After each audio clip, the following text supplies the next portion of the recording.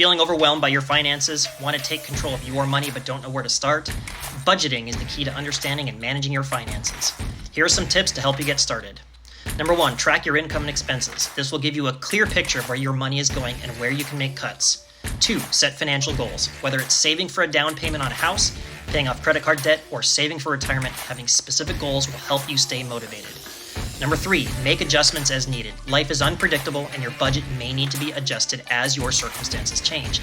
Be flexible and be willing to make changes as needed. 4, use a budgeting app. Budgeting apps can make the process of tracking your income and expenses much easier. And 5, stick with it. I know it's hard, but you can do it.